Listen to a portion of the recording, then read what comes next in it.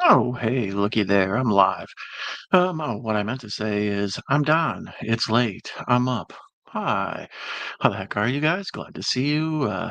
Welcome once again to me talking over the top of a movie that should probably be watched without me talking over the top of it. But if you've already seen it, me talking over the top of it's a totally new experience. So what are you gonna do? You know what I mean? I'm just making old things better ish, sort of. Not really, but it's a good opportunity for me to hang out with friends of mine on the internet, talk about movies I love. It's a good opportunity for us to share our musings and thoughts on a film like Chopping Mall.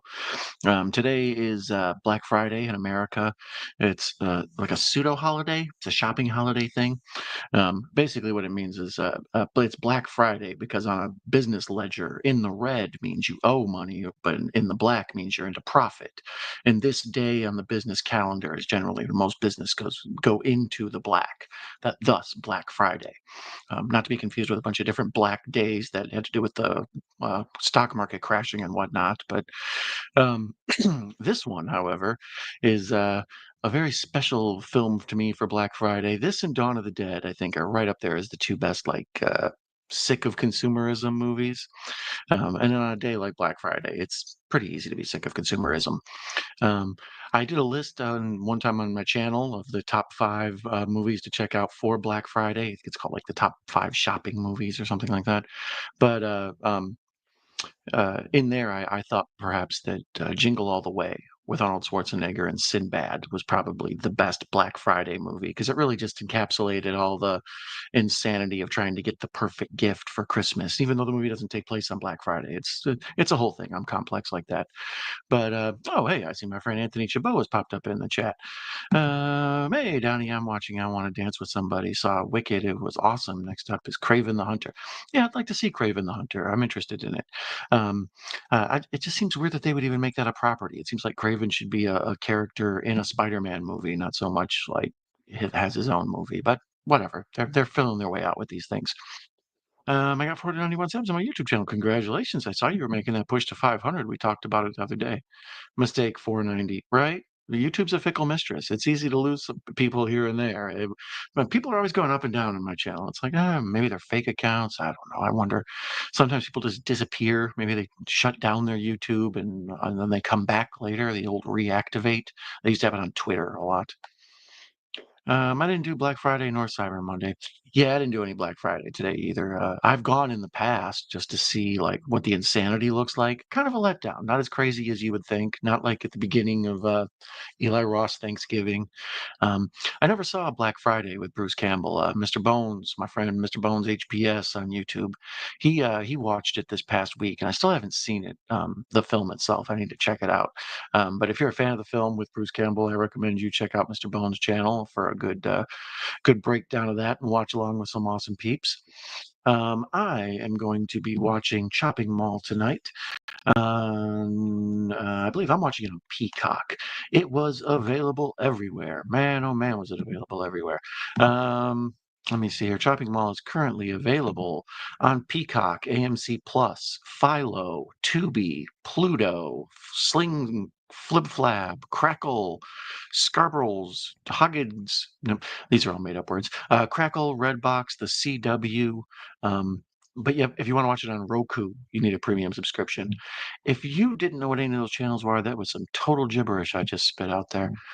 Um, let's see here. Chuo says, I'm getting me an hour shirt in Action Jackson VHS. Yeah, you had mentioned that before. I love me some Midnight Hour and I love me some Action Jackson. Those two great tastes that taste great together. I saw Murder Size. It was awesome. I've been meaning to check out Murder Size, actually. That seems like it would be one like in my wheelhouse. I'm watching the iCarly reboot. Oh, I've never seen the iCarly reboot. I don't think I've ever seen iCarly, so the reboot would be the original to me. Um, but as I said, I'm going to watch Chopping Mall tonight in honor of Black Friday.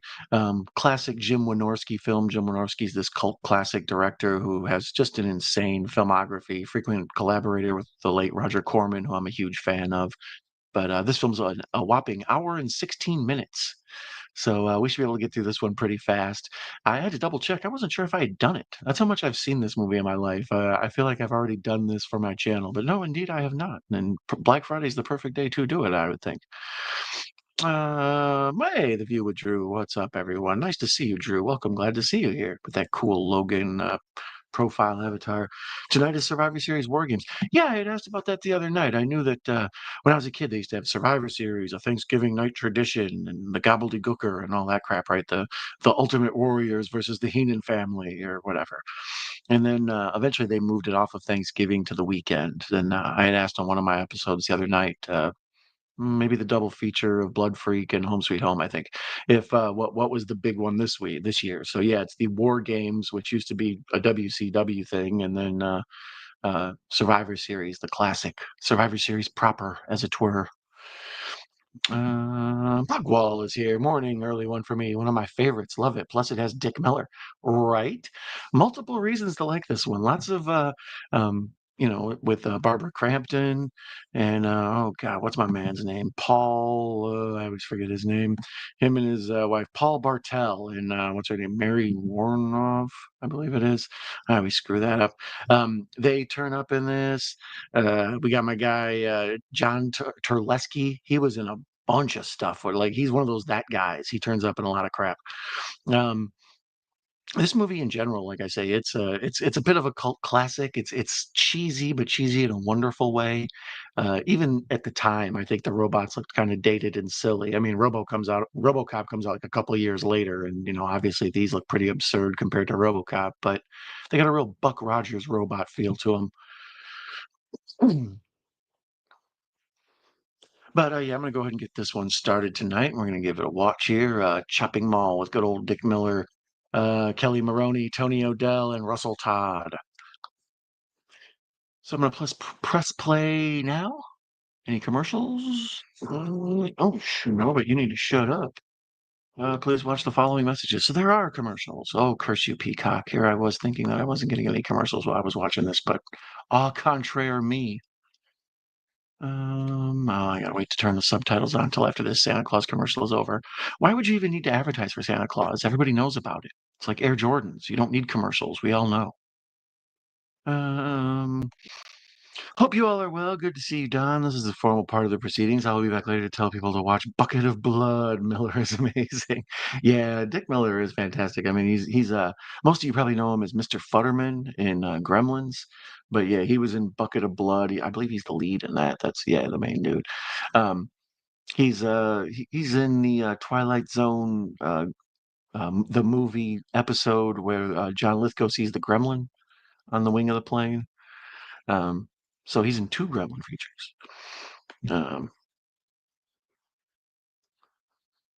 but yeah, now we're just waiting for Chopping Mall to get started. I was thinking about doing something for Jim Abrams, and I don't know. There's just so many to do, and it's so hard to like comment on a movie like Airplane without just sitting here and getting lost watching or just constantly quoting all the dialogue.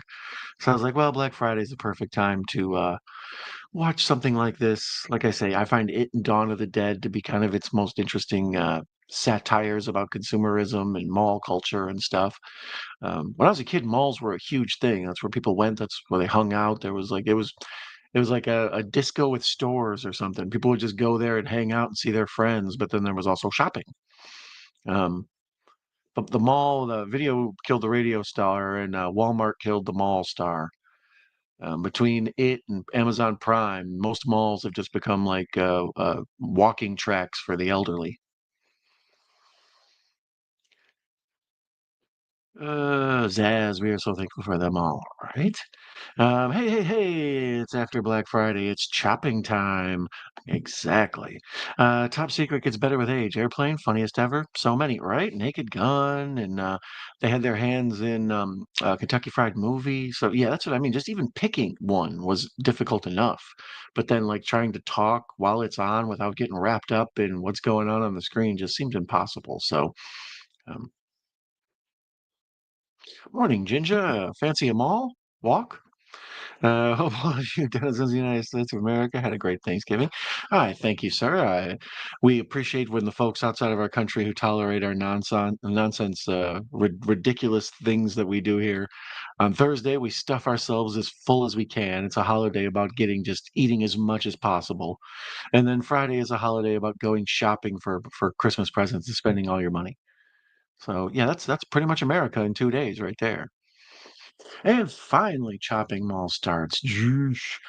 Okay, so this is a Concord Presents, and let me get my subtitles up. Don't wanna miss out on any clever dialogue there. There we go.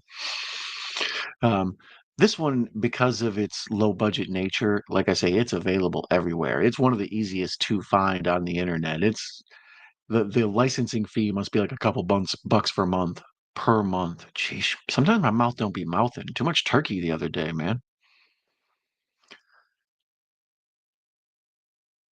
And not only is this a fun, like, killer robots in a mall movie, it's really a intellectual treatise on the policing of the American citizen and the excessive boundary pushing by local law enforcement. Sure. No, really, it's just robots in a mall shooting people with lasers. Lots of heads blowing up. And these robots, the way they're made, like they have these tank treads and they're just so janky looking. They look kind of like that robot that Rocky gives Paulie for his birthday, the one he teaches to speak like a woman.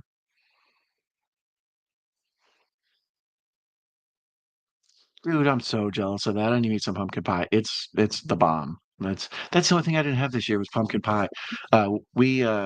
We had Thanksgiving here, but my wife's grandmother lives across the next yard over. So we went over to see her and have Thanksgiving with that family, and it was her cousin's birthday. So there was birthday cake and stuff there. So they jettisoned the pumpkin pie and everything, and the dessert was birthday cake. So it felt awkward, but nonetheless, I was stuffed on everything else. So. And here's where they present the Killbot demonstration. They have to have, in these movies like this, they always have to have the expository scene where they explain like what the robot's doing and what it was intended to do. At the beginning of Jurassic Park, we have to have it explained where the dinosaurs came from and what their purpose is. RoboCop, there has to be some presentation of this is what a RoboCop is. So here's the start off with here's our robots. They're intended to protect the mall. And there's Paul and Mary in the front row, kind of being snarky. As a kid, I always thought they were a couple. I guess I was naive that Paul was gay, but it always seemed to me like they were married because they collaborate so much and they're in stuff together so much. Like Eating Raoul, I think is probably their most famous thing together, but they just kind of turn up together a lot. She's really good in Night of the Comet. And Turkey. Ginger also said that Hot Shots for the win. I don't know. What's your favorite Jim Abrams movie? Let me see. Let me give you a miniature rundown. I won't give you the 2 hours later version, but we'll give you some of the big hits. Naked Gun, Airplane, um, Top Secret, as my friend Pugwall Matt had mentioned there. Top Secret is a classic. Airplane, Hot Shots Part 2, Top Secret, Naked Gun. Ruthless People, that's the one most people forget about. Um, because most of his stuff's so silly and wacky, like Kentucky Fried Movie or Mafia, um, Naked Gun 2.5. Um, Big Business. I forgot about Big Business with um, uh, Bette Midler and Lily Tomlin, and they play twins, both of them. Wacky, wacky stuff. Anyways, so yeah, let me know what your favorite Jim Abrams movie is. He passed away this week, and while I was in the middle of doing pre-Thanksgiving movies and Thanksgiving stuff, so I didn't really get to touch on him and the impact he's had. So here we get to see the robot move, and it's so janky and cheap looking. Everybody's like, "Ooh!" It's like the beginning of a RoboCop when they bring out the original RoboCop, and he's all like clunky and stupid. That's what these robots look. And Paul says, "It reminds me of your mother. It's the laser eyes." Right? Got her. um, Jason also wants turkey and ham and yams. Yeah, yeah, you can have it all.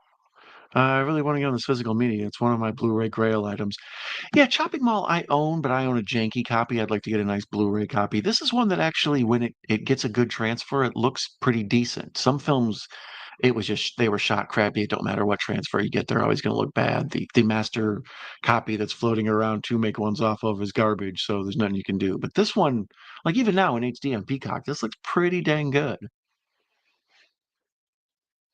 Hey man, hope you're doing well. Flat's Punk Movies and Pop Culture. Thank you, Flat. I'm glad you could drop in, buddy. It's nice to see you, Kyle. Kyle is he speaks on films as well, so be sure to check out Flat's Movies and Pop Culture 13. Kyle mainly touches on horror, but he gets into everything. So he's good, interviews and has fun people on to do movie watch-alongs and stuff. So be sure to check out Kyle's work. Cool dude. And I believe this is that same mall that's like in every damn movie. Like this is the one that's in Commando, that Arnold Schwarzenegger has the big fight scene in, and I believe it's in like Wonder Woman 84, and I want to say maybe even Fast Times at Ridgemont High. It's like this one mall out there that just turns up in every damn thing because it's got a cinematic look to it. These big white pillars. I think maybe Jackie Brown used that mall. Oh, Caveman is here. Welcome, Caveman. I haven't seen you in a minute, guy. Hot Shots Part 2, but my favorites are Kentucky Fried Movies and Loaded Weapon 1. Oh, yeah. Kentucky Fried Movie is probably my favorite out of all. I can't say that. Airplane is probably my favorite. And then Kentucky Fried Movie is like right there. But then, anytime you're like into third place and you have to say Naked Gun or, um, Hot Shots, it's like that's a pretty dang good, film oeuvre. His overall portfolio is rather impressive. So here the mall is having a bikini contest so we can have shots of girls in bikinis walking around for no other reason than just girls in bikinis. I had mentioned before this was directed by Jim Wynorski. Jim Wynorski, I won't do his whole IMDb because I know you guys get mad at me when I do that, but I wish I could. He's known for doing like Chopping Mall and Death Stalker 2 and Big Bad Mama 2 and, Sorority House Massacre and 976 Evil 2, Munchie. I'm skipping over a tons of them. Scream Queen, Hot Tub Party, um, Point of Seduction. But he also does all these like Roger Corman movies like this and Dinosaur Island and Ghoulies 4, um, Demolition High. But then towards the end of his career, well, he did Stealth Fighter. But towards the end of his career, the titles of the films he did, there's another Corman film, Raptor. Um, Bear Wench Project, The Bear Wench Project 2, Scared Topless, The Bear Wench Project 3, Nymphs of Mystery Mountain, Invasion of the Hottie Snatchers, Cheerleader Massacre, Bear Wench Project Uncensored, Treasure Hunt, Busty Cops, Alabama Jones and the Busty Crusade, The Witches of Brestwick, The Witches of Brestwick 2, um, Busty Cops 2, The Breastford Wives, The House on Hooter Hill, Bone Eater, The Da Vinci Coed, get it? Coed? The Cleavage Field instead of Cloverfield, Strip for Action, The Devil Wears Nada, get it?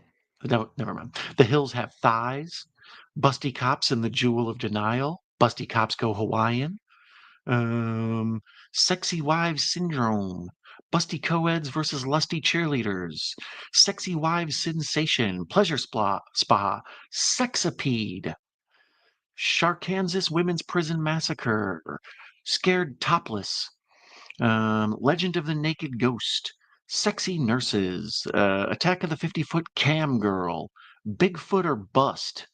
Um, yeah, see, I think you get the idea with what Jim Wynorski did with the final parts of his career. It sounds like people playing a game. Like, what about the Bear Winch Project? The Da Vinci Coed? Oh, you win, Jeff. I'm sorry, where was I? Oh, my friend Ginger says, got a lot of love for Naked Gun, but directing Airplane, Flying High, or Hot Shots 1 and 2. Yeah, Airplane is so classic. I think that's the template for all movies like that. Like, they all kind of want to be like Airplane. Even Scary Movie is basically, Airplane is like that. Is the same thing. That it's an old movie that they took and they just redid and made it ridiculous with joke, joke, joke, joke, joke, joke.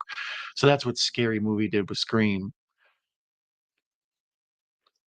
And then all those other movies that copied it, the millions of them, the epic movie and superhero movie. Sorry, we have our first kill. One of the robots killed one of the scientists in charge of running them. He was looking at a Playboy. He was kind of too wrapped up in the centerfold, and the robot stuck its robot arm right through the centerfold and busted out his larynx. So kill count one so far. You need a reason for half naked ladies? What? There goes my weekend. Are you reading my weekend movie playlist? Right, some of those after a while you just get to them. It's like The Lusty and the Dead. How did I survive without memories of these films? um, the the what is it? The oh Jesus, the I already forgot the good one. The where was it? The no the oh, but he also did Piranaconda, Camel Spiders, et cetera, et cetera. Dino Croc versus Super Gator. So he keeps it real. He bounces back and forth. The Hills Have Thighs and The Devil Wears Nada. Those are the two that really, it was like he was at the peak of his game when those were going on. Mr. Dan in horror. What's up, my friend? Sorry, I was distracted about talking about boob movies. You'll have to forgive me. Welcome, Dan. Mr. Dan. Um, hey, Lay. Nice to see you. Pneumonia. Pneumonia. Welcome, Lay. I'm assuming you're a fan of Chopping Mall. If any of you have ever seen Chopping Mall, let me know in the chat or the comments, or if you've never seen it, or if you've just heard about it, yada, yada, yada. This guy, what's his name? Terlesky, John Terlesky. He looks just like the football coach, Jim Harbaugh. Did you check out Tabitha? I don't know who Tabitha is. Hey, Ginger. Folks are saying hello to each other. I always like folks say hello to each other. Um, Yeah, so here we get the basic setup. It's these people are going to stay in the mall after it closed, and they're going to party. So they got the usual crew of guys, the nerd and the like overly confident dude who's always getting laid, and like the kind of just middle of the road guy. These lightning effects, basically, one of the concepts is that there's a power surge with the lightning, and that's what makes the kill bots. Well, this is called Chopping Mall, but in other places, this movie's called Killbots. So the robots are basically known as Killbots. But the Killbots, they'll be out. They get Frankenstein and they short circuit like Johnny Five, and next thing you know, they're out killing everybody. See, yeah, I guess I was talking all that crap about them robots looking janky. Johnny Five is around the same time, short circuit. So love it. Chopping Mall was actually my last party on the lair. I knew somebody did it recently, and I was trying to remember who the hell did it. It was you. I was like, did Bones do it? No, Bones was in Pilgrim and Black Friday. So it was you. My apologies. I don't like to get too close to my friends I like to give them space with something they picked out. So my apologies. I actually wanted to do Dawn of the Dead, and I couldn't find it anywhere, and I was too lazy to go digging through boxes and get my physical media copy out. So not to step on your toes. Watch mine and Lamonia's commentaries back to back, and we can you can sync them up. Make a remix. Any of you aspiring DJs out there? Mr. Bones says hello. Casey says hello, hello. Welcome, Casey. Johnny Five is awesome, right? Input, need input. It's all good, Don. Well, that's what I mean. Like I said, I try to give everybody their space to pick out one, and then me not infringe on it. But you and I are always sort of handcuffed at these things. Hey, Jason. Sup, Ginge? Everybody saying hi to each other. Um, yeah, my man's on his way to the mall with his lady friend. She gives him some sexy lingerie, so he knows he's going to get some when he's finally in there. Um, the thing about this, not only that makes it like it's dated, but it keeps getting better with age because it's almost like a time capsule. You can feel the era, the way people dress, the way the stores looked. Things don't look like that nowadays. The few malls that are open kind of feel like it, but even then, they have a weird smell to them and stuff. I don't know. It's probably all those walking old people. Um, I know, I missed you. KC, it's nice to see you. Oh, hugs and things. Echo Cito is here. Cha, cha, cha. Echo. Damn it, I hit the microphone. I hope I didn't go deaf there. My fault. Echo. Cha. Cito. How you doing, my taco loving friend? Mr. Bone says, hello. Oh, he says, hey, laser lips. He gets it.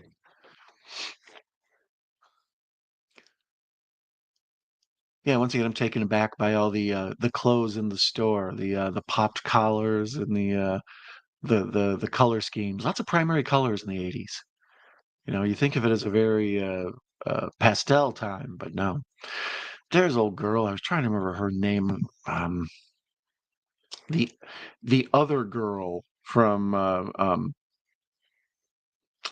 of the Comet. Why am I not finding her? You know who I'm talking about. Why am I not seeing it? Fine, I'll go this way. I will give her her shout out whether she earns it or not. Unless the chat has already beat me to it. They always do. Uh,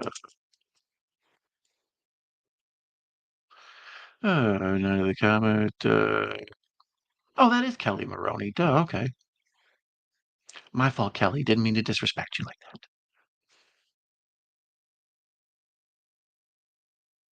Kelly Maroney with the classic pink sweater over her shoulders. Like I say, the main thing I see when I see her is Night of the Comet, another movie that feels like it's a spiritual cousin to this one.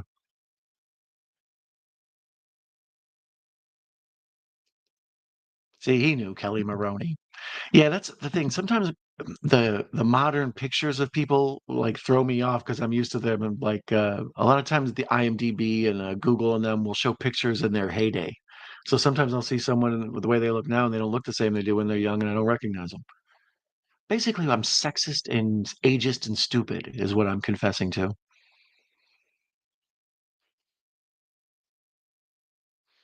And there's Garrett Graham. Garrett Graham's awesome. He turns up in a ton of stuff. Everybody loves him some Garrett Graham. Let me see what probably most known for used cars, Chud 2, Child's Play 2, National Lampoon's Class Reunion, Terror Vision. Terror Vision is a classic.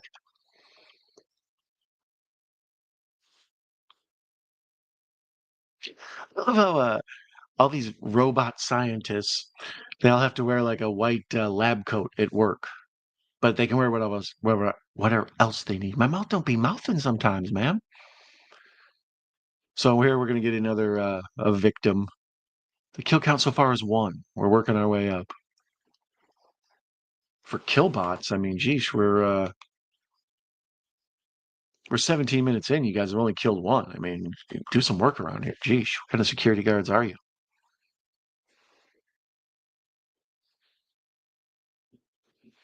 You just missed a wild time, Don. Well, that's the story of my life. What happened this time? Wynorski is one of my favorite directors. He has a doc called Papatopoulos, where he's trying to make the movie Witches of Brestwick in a weekend. Yeah, I've seen some of the people he's worked with, some of the actresses who've been in his films, and they explain like how a lot of them also do adult films, and they explain how they'd much rather do adult films because trying to do stuff with him, you don't get paid all that well, and it takes forever, and you're out there just getting worked.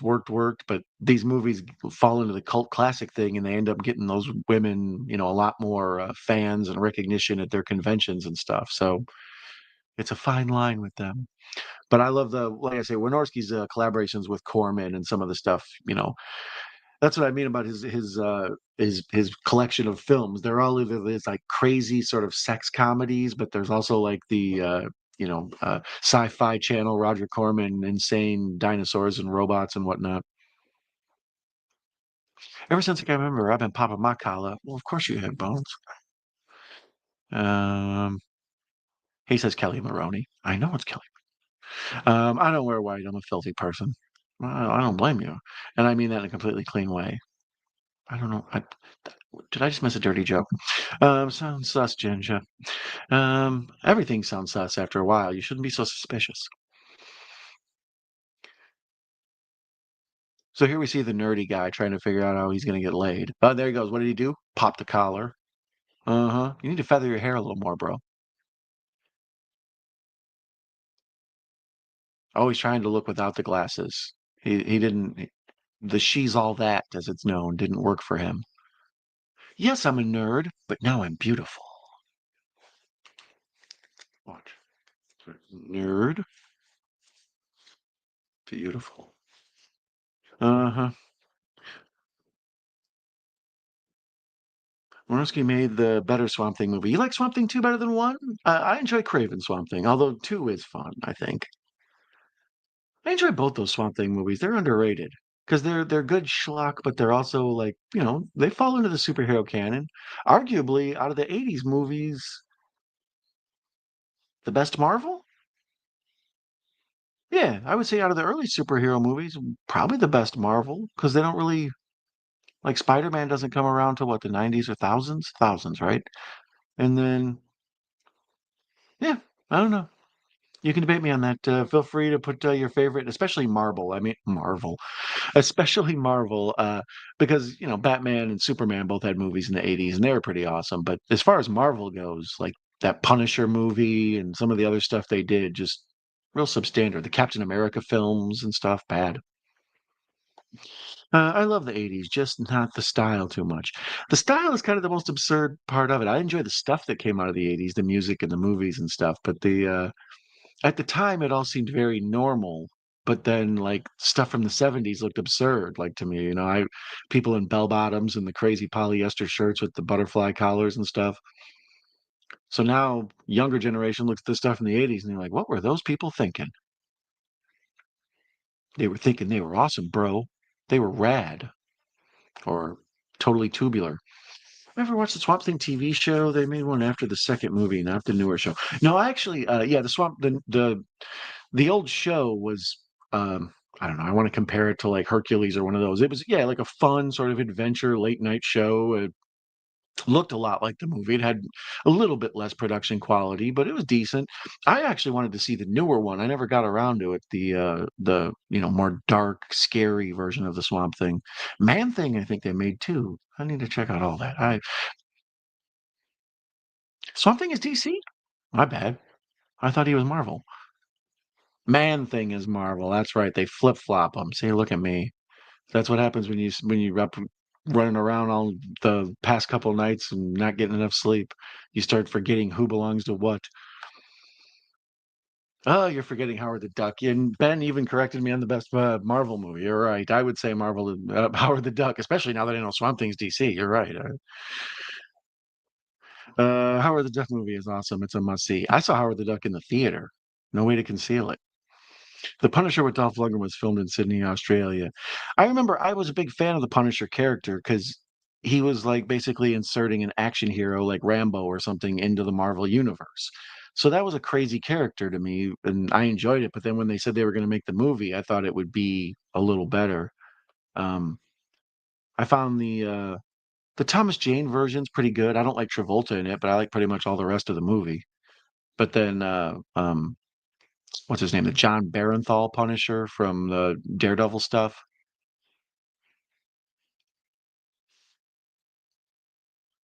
I think he's probably the most realistic of the Punishers.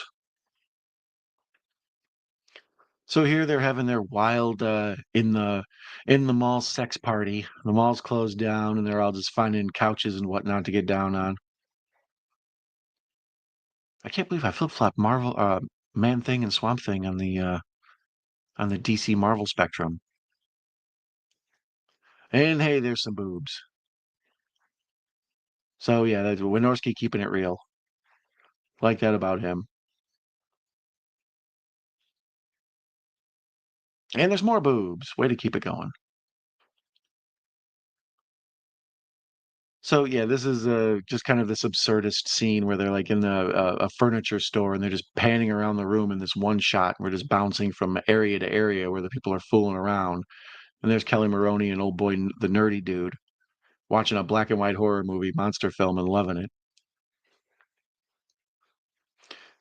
Kind of a like a self-referential. The mouth don't be mouthing tonight. See what I mean? The DC don't be DC and the Marvel and don't be Marveling and the mouth don't be mouthing. Um, Yeah, the two of these are basically like their love of monster movies because obviously this is sort of a pseudo monster movie, like an old throwback to the '50s stuff. Technology going awry and people running for their lives, except more titties. The Ray Stevenson punish. Yeah, I actually that movie's just worth seeing because it's so insane. Um, it was weird that they even made that because Stevenson's I don't know not that big of a name. He's not. like an above the title name. But then again, that Judge Dredd is uh, with Carl Urban. Like he's not necessarily an above the title star either, but like that one works well. So yeah, I think Ray Stevenson does all right, but he's got a weird look to him to be the Punisher. But just the parts, like some of the scenes in it are so memorable. Doesn't he blow up like a skateboarder with a bazooka or something like that? Boob to kill count. Oh yeah, right now boobs are ahead.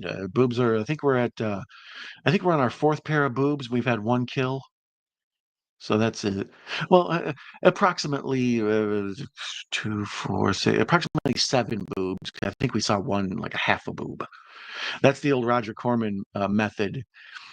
He used to have these like formulas where he knew from making movies when to have what in movies. So he's like, if you have nudity up front, you basically need two women who will get naked, or go topless, I should say, and then you need up front you have some, and then somewhere around like the 20-minute mark, and then maybe once again after the hour mark, and then the movie will people assume that like your movie's filled with nudity, but it was just placed at the right beats to fill your mind with that it's filled with more than there is. Sorry, I was distracted because Dick Miller came on the screen. Here I am supposed to be keeping track of boobs, and I'm more distracted by Dick Miller. Good for you, Dick Miller. Let's see here. I won't give you the full one, but let's look at Dick Miller and see some of his classics. Like I say, I always think of him from Gremlins, Bucket of Blood. There we go. Dick Miller. He did. How many movies do you think he was in? Any guesses? I'm guessing more than 150. 185. Um, well, 185 acting credits. He's also done a ton of television because he's the that guy supreme. His first film was in 1955. Um, I'd say his big ones that everybody knows him from. Oh, he was on Dragnet. Bucket of Blood. He was on the Untouchables TV series. Lots of old school cowboy shows. Um, St. Valentine's Day Massacre. Um, Young Nurses, Truck Turner, Policewoman, Death Race 2000. He was in the Chicken Gang. I didn't even know that he was uncredited. Um, he was in Cannonball! Exclamation point. Corvette Summer, Piranha, Rock and Roll High School, Used Cars, The Howling, Heart Beeps. Um, Twilight Zone the movie. I mentioned that earlier. That's a good one. He was in the V. He was in V: The Final Battle. I don't remember that. He was in the second part of V. He was the pawn shop clerk in the Terminator. He was in After Hours, Shopping Mall, Night of the Creeps. Night of the Creeps is fantastic. We need to do that on the show sometime. He was in Inner Space, Amazon Women on the Moon. Um, of course, he did Star Trek: The Next Generation. He's the garbage man in The Burbs. Um, he was in Gremlins 2, The New Batch. Uh, Evil Tunes, Unlawful Entry, Matinee, Batman Mask of the Phantasm as the voice of Chucky Soul, um, Attack of the 5'2" Women, Tales from the Crypt, Demon Knight as Uncle Willie. I like Demon Knight. I need to watch that on the channel at some point. He was oh, the Clueless TV show. See, I almost fell for it. Don't how dare you? Man, he's in a lot of stuff. He was in the Schmoboat. Anyways, yeah, Dick Miller. He's sort of a cult film classic hero. He's one of those that guys that when he turns up, you're like, oh, so there's more boobs. Although there were some boobs we saw before. So yeah, the boob to kill count is still like just way high, way more boobs than kills. But eventually we move more into the kill, less boob, more kill. It's a very delicate recipe. It's a good ratio. Dick be distracting, right? It happens, you know. Nightmare Sisters takes half the movie to get into it, but then the three leads are half naked for the rest of the movie. Yeah, that's kind of the Wynorski special. Daemonia, ha. Well, what are you gonna do about Dick Miller? Hey, cigarette machine. Here's something you just don't see anymore. See, children, at one point, cigarettes were so common you could just walk up to a machine and buy them right there. You didn't have to show ID or anything. You just pull a lever. Even in the mall be smelling like Marlboros. Marlboros. Sorry. So here, Terlesky, this Jim Harbaugh looking mug chewing his gum, is about to be murdered. And not soon enough, let's be honest. With hair like that, he's asking for it. Robot or not, like a slasher from another movie ought to just drop by and murder this dude real quick so we can get on with it. You big jaw villain, shouldn't you be on a high school football team bullying somewhere, somebody somewhere? Last time I saw a Sig machine, I think it was at a Denny's back in the 90s. Yeah, sometimes you'll go to like an old bar, like a tavern or whatever, and they'll have one almost as nostalgia, the same way some places have like a jukebox that actually plays 45s or something. But in general, nah. So here he shows his badge, and the robot is supposed to like go away, and he gives him the Klaatu Barata Nikto. Good shout out to the day the Earth stood still, as well as Army of Darkness. Ben says I always enjoy a dick flick. Love that for you, Ben. I love when you two do your bits. Speaking of bits, still haven't seen Dick in a minute. All right, so there another killbot. Uh, he got him. So that's two. So we're on approximately nine boobs, a handful of panty-covered butts, and two kills. So we're working on it.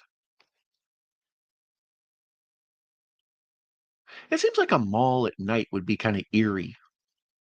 Like the place where all these people are, and then it's just completely dead. Like what's that movie, Career Opportunities with Whaley and Jennifer Connelly? Like something about a Target or a Walmart completely empty in the middle of the night. It seems spooky. I don't know. It's too big of an area with too many corners to see around. Very subtle. We just get a slow show of her ass walking along.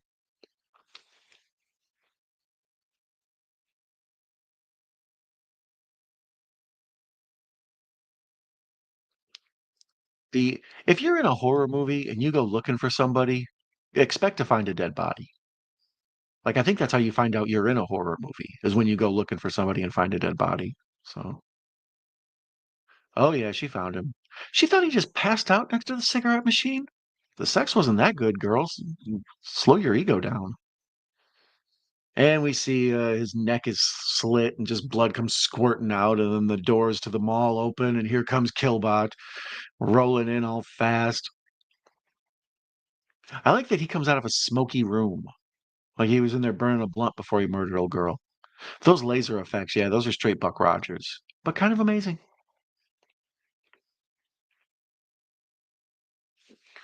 Um, Been there. I haven't either. Still looking. Career Opportunities was fun though. I would totally want to be stuck in a '90s Target overnight. Yeah, I mean the way that one works out, I'm surprised more movies aren't like that. Like um, why not Die Hard in a mall? Die Hard was everywhere else. It was on a train, at a hockey game, on a boat. Why not Die Hard in a mall? I mean, I guess this kind of is if you're not rooting for the killbots like I am.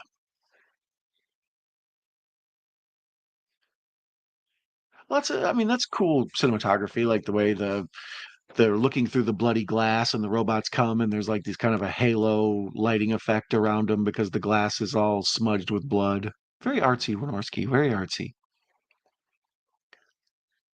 What did they miss? You guys are worse than stormtroopers.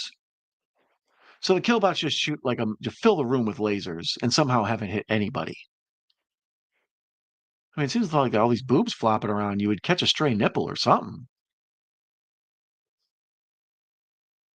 The insurance claim on this furniture store is going to be outrageous. Are you covered for killbots? They're the robots are riding like side by side, like, shoulder to shoulder while they're going through blast and everything. And you can kind of see from that shot that it's really just like a rod running between the two of them, and there's some sort of truck or something pulling it. They tried their best.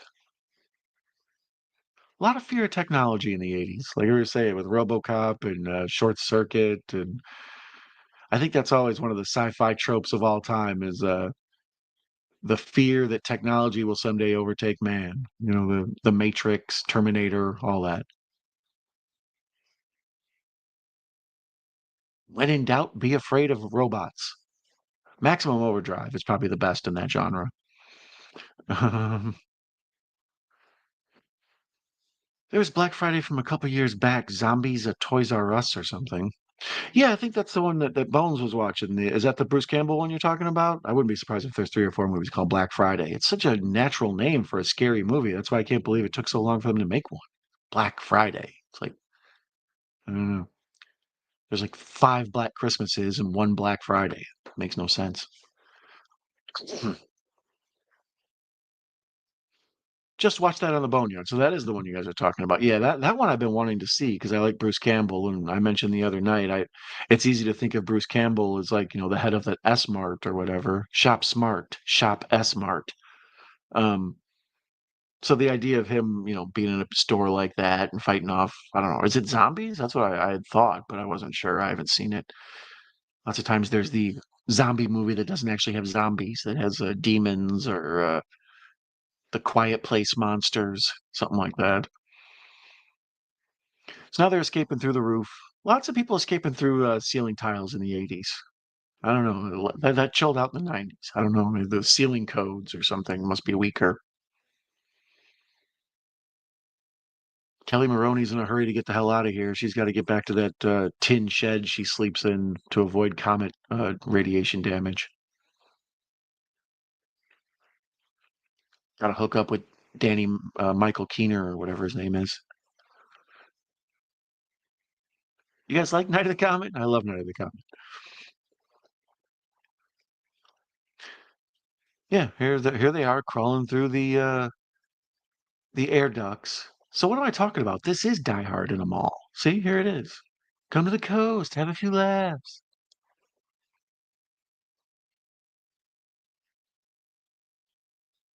Where are you guys on the Die Hard as a Christmas movie? There's a classic debate to just throw out at any party. You want to strike up small talk. You just so do you think Die Hard is a Christmas movie? I think we've all pretty much settled. It's whatever the person who wants it to be is. To me, it's a Christmas movie. It starts with Christmas music. It ends with Christmas music. There's Christmas beats all throughout it. It takes place on Christmas. It's about a man getting back together with his family. Way more of a Christmas movie than It's a Wonderful Life. So now here's the three douche guys. I feel like if my life was in danger and I just had three like douchies 80s guys, you know, all of them wearing their slacks. Although that one guy's got some like very tightly pressed jeans. Hey, could you guys save my life and stop playing with your hair? No. But they do the smart thing though. They immediately go to the sporting goods store and get strapped. You know, there's killer robots on the loose. You're totally allowed to break into the sporting goods store.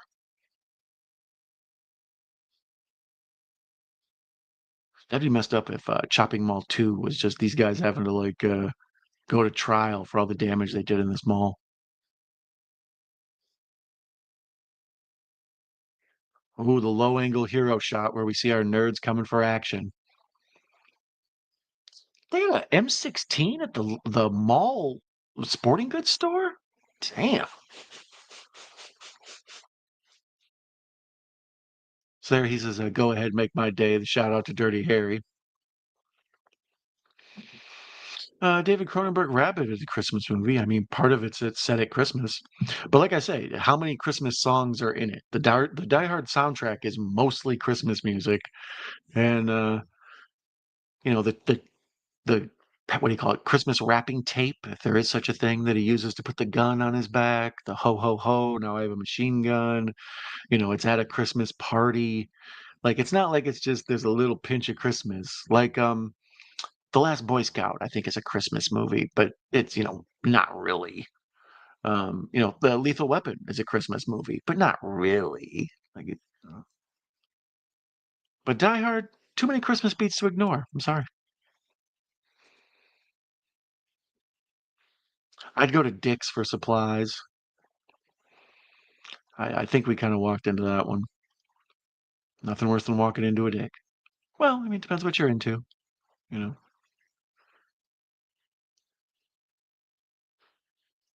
So the ladies realize what most people should realize when they're walking through these air vents in these movies, that the temperature in there is not going to generally be agreeable. It's either going to be too hot or too cold. Although they're burning up sweating, and it makes me think that the malls would probably be air conditioned, so they should be cold.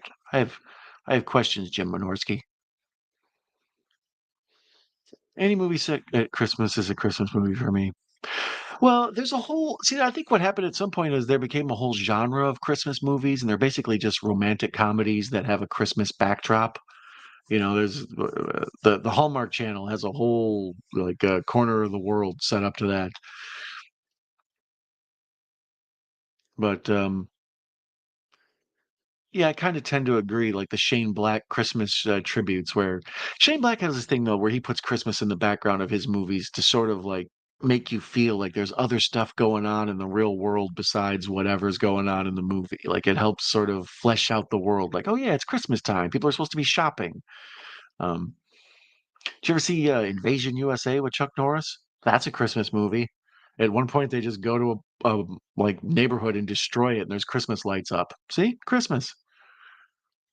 But Die Hard, there's some sort of weird, from beginning to end, it's Christmas beat, Christmas beat, Christmas beat.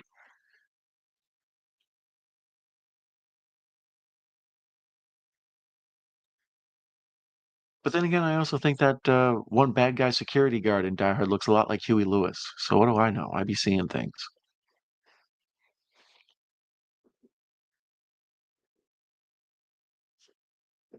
Hey, there's Florsheim Galleria shoes. That was one thing I never really dealt with. Everything around me was always called a mall. Everybody called it the mall, but at some point, some places had gallerias. It's like, ooh, it's a very bougie sounding version of a mall. The evolution of the mall around my lifetime would be a mall would show up, everybody would think it was awesome, they'd flock there like it was the new hottest thing. Eventually, it got like old and beat down, kind of like how Walmarts do. Like when Walmarts are brand new, they're relatively nice. Same with Targets, but then after they've been around for like 3, 4 years, they become a mess. And that's how malls frequently are. Like after a while, these became like they start off real nice and clean, and then they become like kind of weird and dirty and strange third and fourth string stores move in there. All the big companies move into a mall at first, and then after a while they move out, and like Jerry's Incense and stuff, Bob's Rug Store, handcrafted rugs made by Bob, and a lids. No matter what, malls always have a lids. People need baseball caps. I don't know what to tell you. And Spencer's Gifts. I assume Spencer's Gifts just went bankrupt because there's no malls anymore? Or are they just that's all that's left at the malls? Like the remaining malls in the world are just a Spencer's Gifts and every other store is closed. Where else am I going to get penis confetti for my bachelorette party?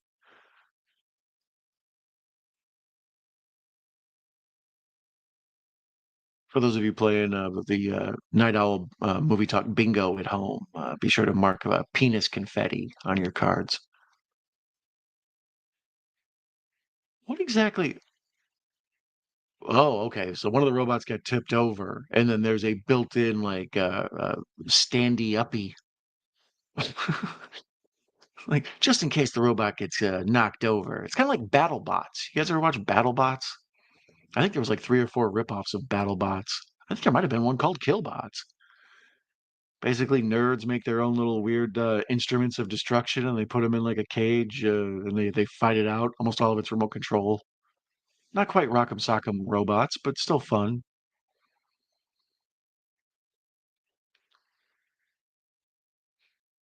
Jason says Gremlins, the ultimate Christmas movie.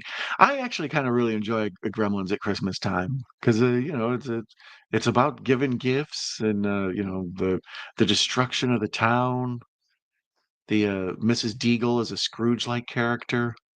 Um, Kind of sad now because a lot of malls are on the decline. The mall used to be my life. Yeah, you see, you feel me. You know the era. At a certain point, malls were just where you went. They had everything. It's like I gotta run up to the mall and get this. But Walmart and mainly Amazon sniffed that in the bud. They snipped that in the bud, not sniffed it. Yeah, they sniffed it in the butt.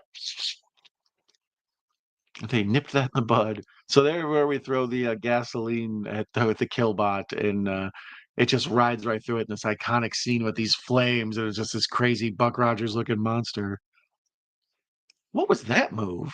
The three nerds are running around with their guns all happy because they get to play commando, and the one dude did like a jumping 360 to make sure nobody was following them. You've taken this action hero thing very seriously. Oh, and then the Achilles heel, like right in the calf, she got it. The barrage of lasers this thing lays down without ever actually hitting anything is, I don't know. I would buy the Killbot. If I had them all, the Killbot seems like an unnecessary expense. You're better off with just traditional old lazy security guards. My mall references are from Mallrats. They have the mall and the dirt mall. Yeah, that's pretty much those are the two biggies. Oh, the dirt mall is basically a flea market. Flea markets are fun to go to. There's good weird finds in there, but the mall, they're all just generally sad. All right, peace out, everyone. Work is over, so I'm out of here. Take care. You take care, Jason. Thanks for joining us. You have a fun day fighting crocodiles and kangaroos and whatnot. Have a turkey sandwich for me. Or I should actually mail him a turkey sandwich. Someone mail Jason a turkey sandwich and some yams, please. Have a good day, Jason. Sorry, sometimes I can't help myself. The gun safety in this is just atrocious. Although running backwards and firing a shotgun when you were an accountant earlier that day, impressive. You know, should be proud of yourself. And there, the people run up the escalator. That's the great thing about escalators. They never break. They just become stairs.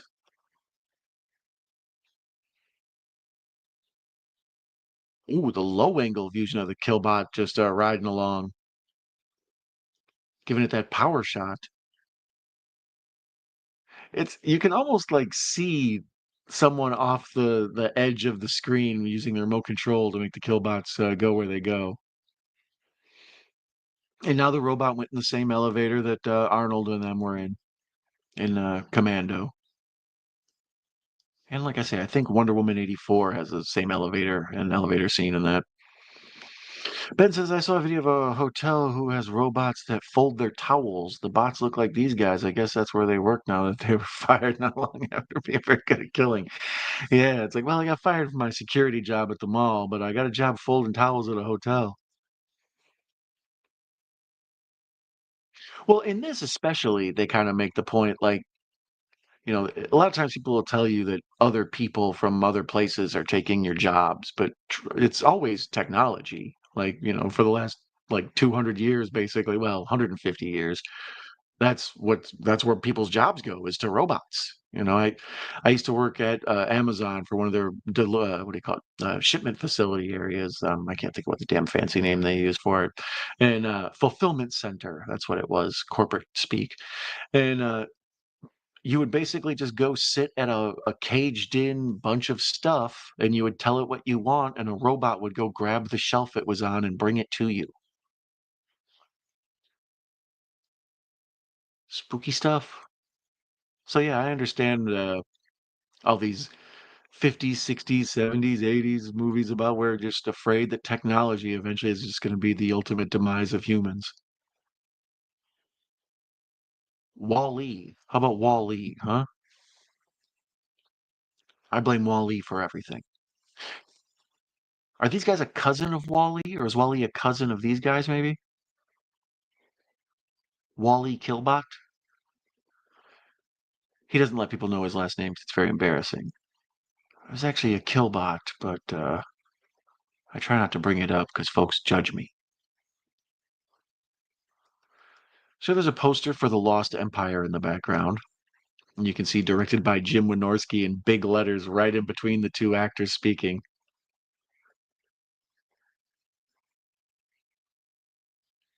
The budget for this movie went 30% robot, 70% hairspray.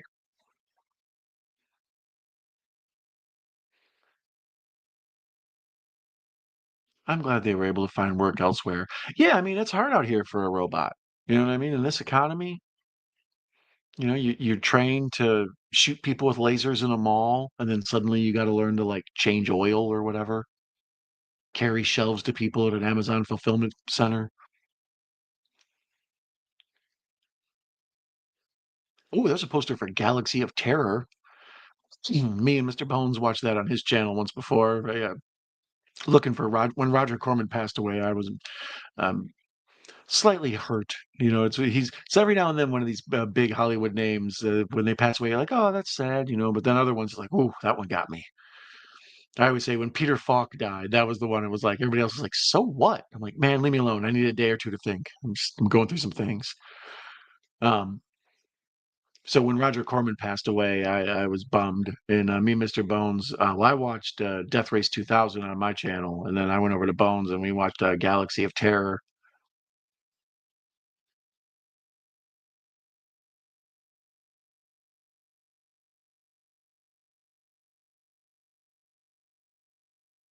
Everybody's just so traumatized. The robot kill to boob ratio has just balanced out so badly. You know what I mean? It's been like 10 minutes since a woman's felt the need to take her shirt off.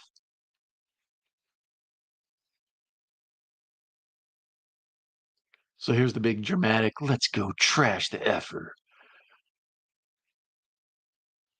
They need the permission of Richie Cunningham here to well he's basically Ralph Malph. He's more of a Potsy. Really, he's the entire Happy Days collection of dorks, is what he is. And he gets running ahead of everybody on his overzealous nature to kill off the killbots, and he gets got. So now we're at I think what kill five. He throws him off like the third story, and he goes plummeting. Oh, his head's all twisted sideways with a big blood splat. His arms behind his back. Good editing. You see a stuntman falling, and you cut to the actor laying on the ground with his leg twisted crooked.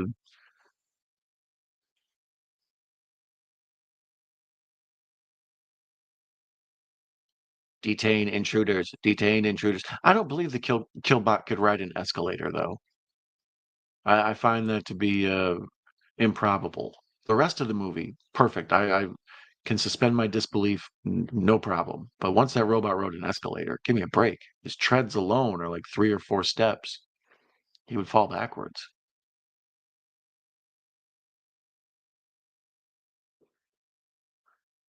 Why you gotta kill, killbots? Have you tried being nice?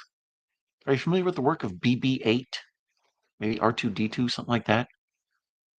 Those are nice robots, friendly to have around. R2-D2 be serving drinks. Columbo is the shit, right? That's what I'm saying. I love me some Peter Falk. Him and Alan Arkin together. You know?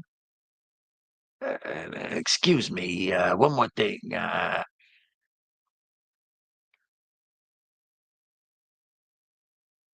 So now they're in one of the anchor stores. In malls, they have there's anchor stores, which are like a big store. They're like a Target or whatever, like a department store.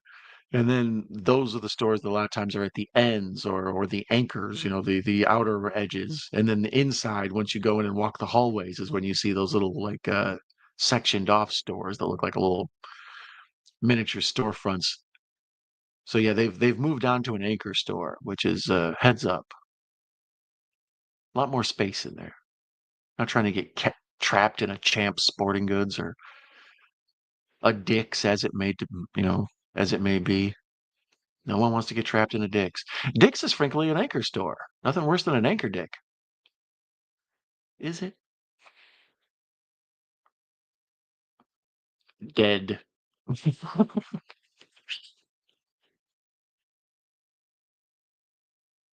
Okay, I understand that the robots have laser eyes, but they can see too? Which is it? Do they have some sort of vision, or are their eyes strictly laser blasters? They can't be both. That's too much technology in one robot.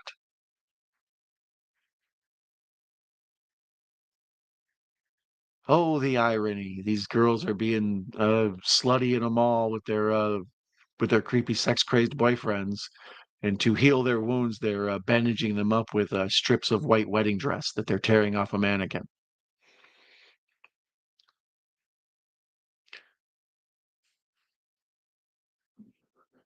We just got a huge Dick's in my city. It's gigantic, almost too big.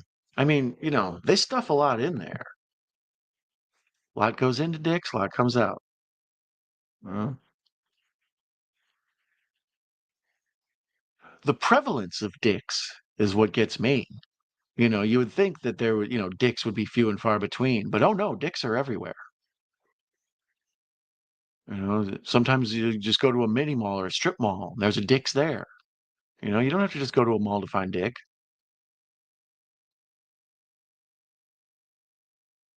There are people who have no idea what Dick's Sporting Good is. And it's like, what?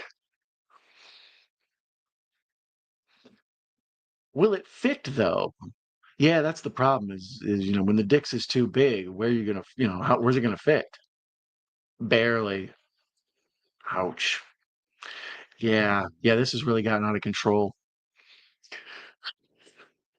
This whole Dick's thing has gotten too big for all of us.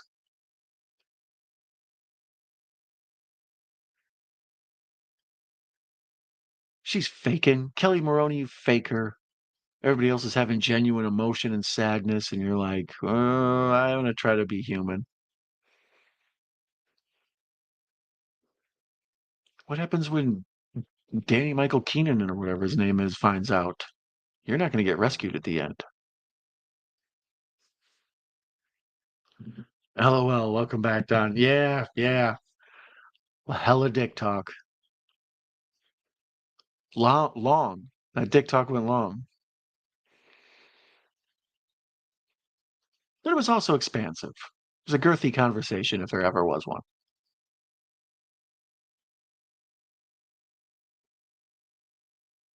So now, once again, an impassioned speech by someone in this movie. Lots of that with the heroes in this. They just like turn to the others and they're like, "Let's go kick some ass."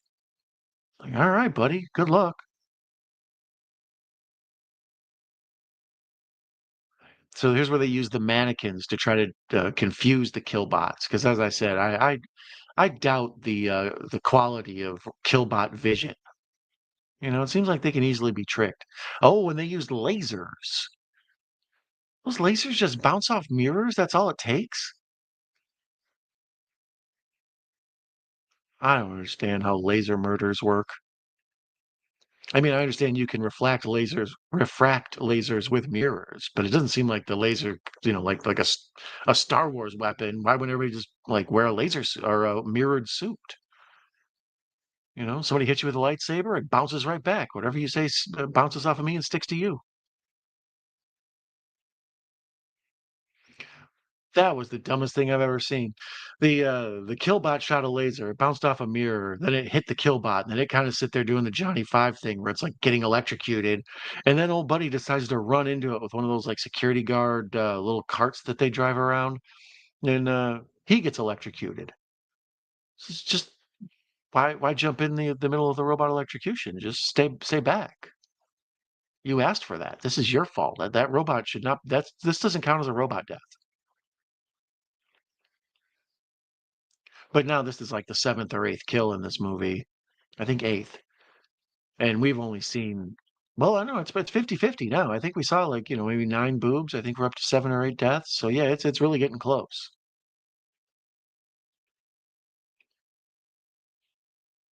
What a boring store. House of Almonds. I'll say it. That's nuts.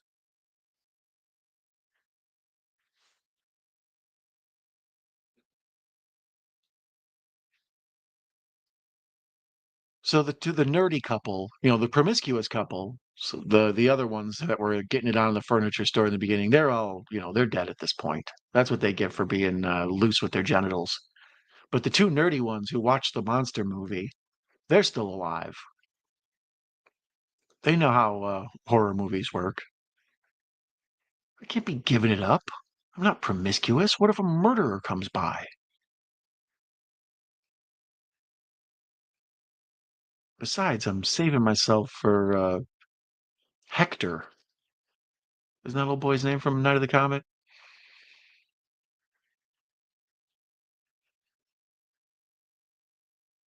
Why would you ever split up?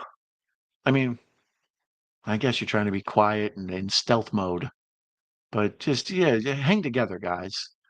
Splitting up is a recipe for disaster. The nerd's got a gun. He's shaky and scared. Night of the Comet cheerleader's got a lead pipe. This is turning into Clue. Where's the candlestick? Oh, and it turns out it was just a junk closet. And she is an emotional wreck.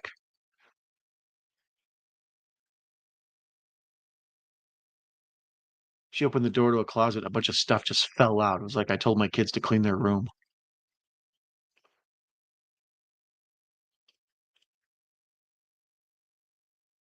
A lot of khaki in this.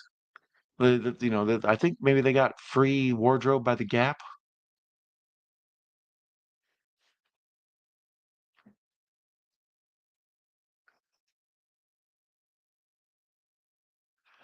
I bet like each day before shooting started, it just sounded like blow dryers.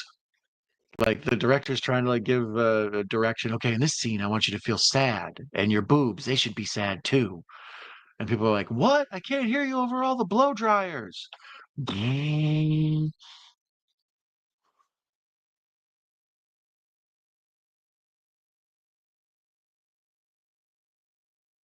I don't know. What would be your plan if you were trapped in a giant, building with many twists and turns with killer robots?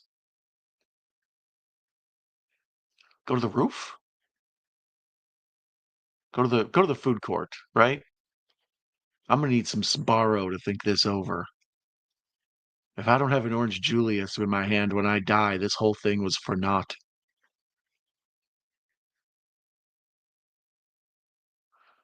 How did you get snuck up on by a killer robot? She's all lurking around in the dark, and then a jump scare of the robot comes attacking her. It's like thing weighs like 1,500 pounds and it's got tank treads.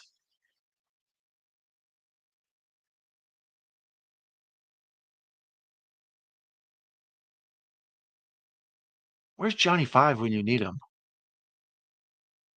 You're more than a woman to him.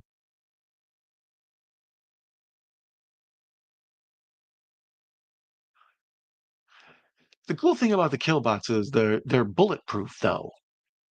So every time they get shot, they just sort of shake it off. Like they're like Terminator, except they're shittier.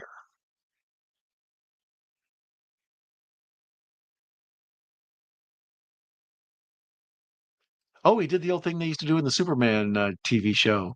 You unload the whole gun at something and it just bounces off, and then you throw the gun at it. Like you are stupid as hell. So the killbot is now killed another. Well, hasn't killed old buddy the nerd. He threw a. Oh, never mind. I forgot head trauma. Yeah. So the robot confirms that the nerd is now pretty much. He's got massive head bleeding,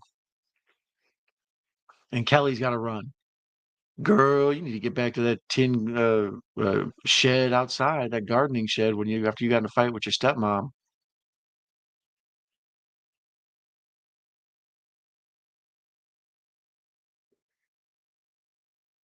I like how the robots are chasing people, but they still look from left to right. Like just, they're patrolling. They're keeping an eye out for anybody else who might be around. Yeah, I got to kill this co-ed, but there's probably other co-eds too.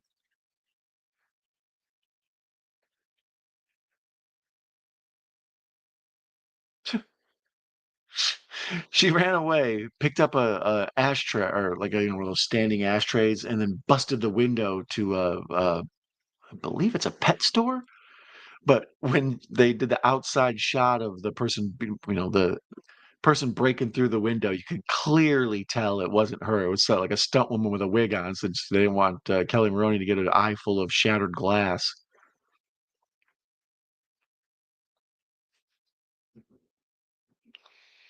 I just found your channel, subscribe. I also like the stream as well. Oh, thank you, Bronson White Wolf. Welcome. Nice to have you here. Yeah, many folks do this, but not many folks do it in the middle of the night. That's my hook. Now, like most people, I have trouble sleeping at night, and my answer is to watch fun films, generally cult films, popular ones. I like influential stuff. Why did they have all these tarantulas and snakes in this pet store? Is this a nightmare pet store? Come on down to Nightmare Fuel Pet Store. We got a special on tarantulas, leeches. Oh my God, look at that tarantula.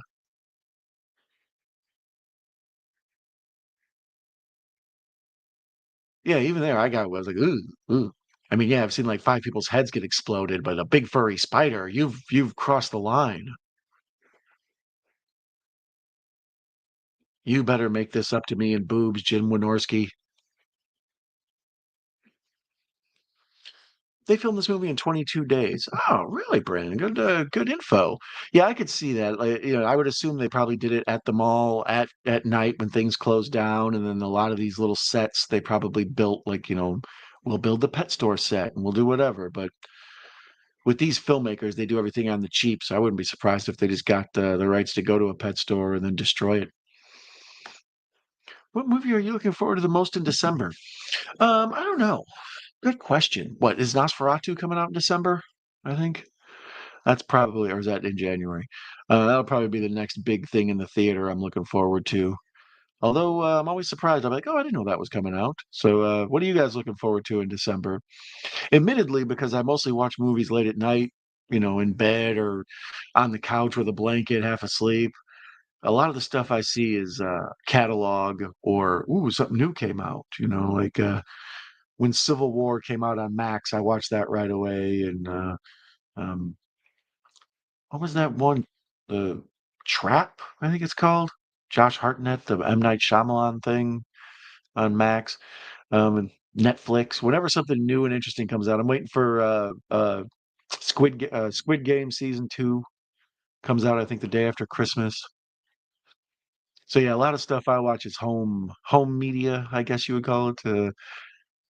Big physical media collector.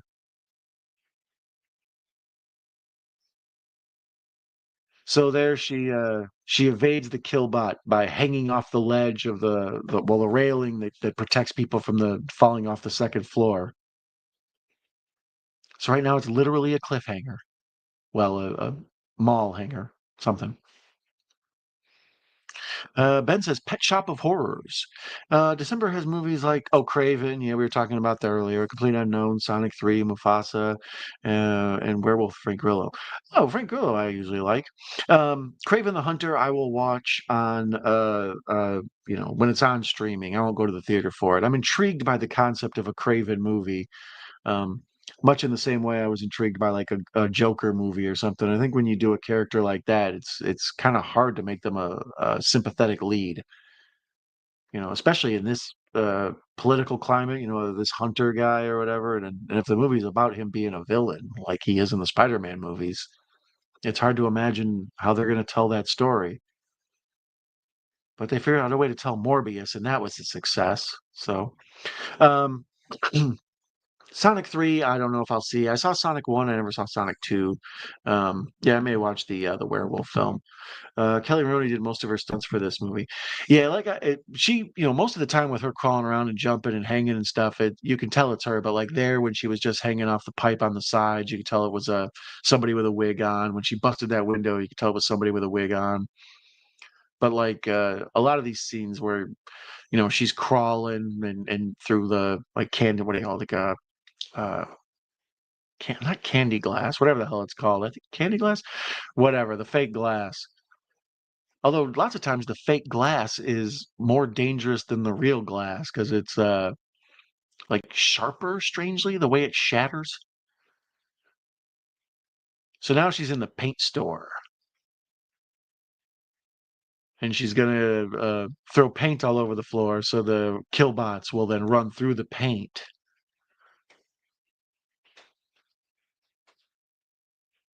And a bunch of thinner.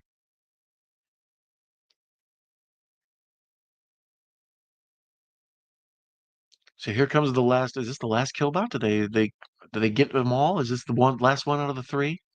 You seen one killbot, you seen them all. So, all right, everybody just laughed. I'm sorry. They're going to consider doing a sequel for this movie after the movie earned a decent box office returns. Yeah, I could see them making a sequel, especially the Cormans and Wynorskis of the world. Any chance to just keep wringing it out until you don't turn a profit, and even then you'll find a way to turn a profit by selling it to the cheapest bidder ever. That's how I was saying earlier. This movie's on so many streaming sites because they pimp out their products, man. They make their money.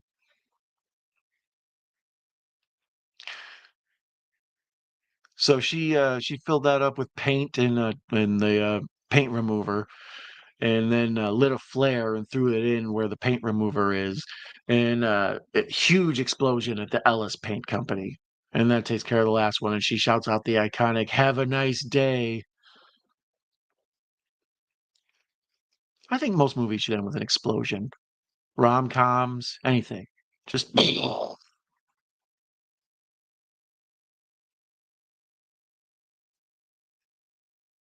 for as much as she's been through, she's not that dirty. Most people in movies like this find a way to get filthy. Oh, okay, she got a little bit of soot on her face. Never mind, I spoke too soon.